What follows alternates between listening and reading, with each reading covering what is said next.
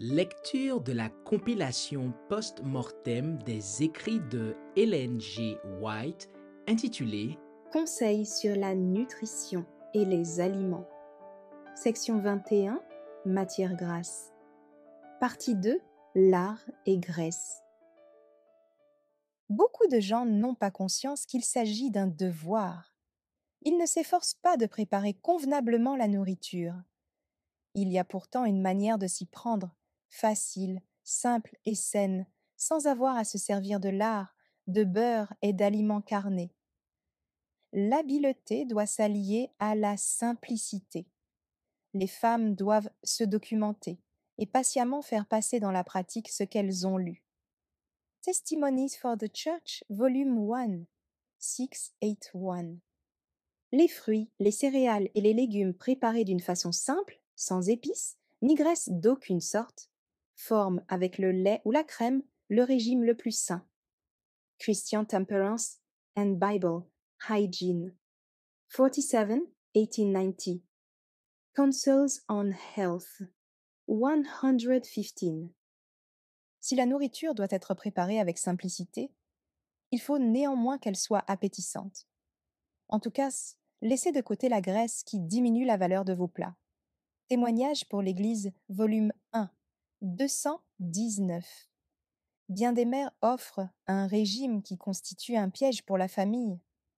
Jeunes et vieux peuvent se servir librement d'aliments carnés, de beurre, de fromage, de pâtisseries succulentes, de mets épicés et de condiments. Ces choses dérangent l'estomac, excitent les nerfs et affaiblissent l'intelligence. Les organes chargés de fabriquer le sang ne parviennent pas à tirer de tels aliments un sang de qualité. Les aliments cuits dans la graisse sont ainsi rendus indigestes. Christian Temperance and Bible Hygiene 46, 47. Counsels on Health 114. Nous ne pensons pas que les pommes de terre frites soient saines, car il entre plus ou moins de graisse ou de beurre dans leur préparation. Les pommes de terre cuites au four ou bouillies, servies avec de la crème et une pincée de sel, sont les plus saines. Les restes de pommes de terre ou de patates douces peuvent être préparés avec un peu de crème et de sel et repassés au four, mais non frits.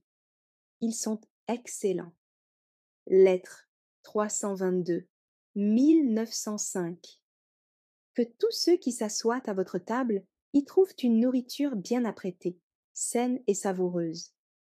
Usez de prudence au sujet de ce que vous mangez et buvez, frère X, afin de surmonter votre maladie. Mangez à heures régulières et uniquement des aliments exempts de graisse. Lettre 297, 1904. Une nourriture saine, exempte d'épices, d'aliments carnés et de graisses de toutes sortes, serait pour vous très bienfaisante et épargnerait à votre femme beaucoup de souffrances, de chagrin et de découragement. Testimony for the Church, volume 245.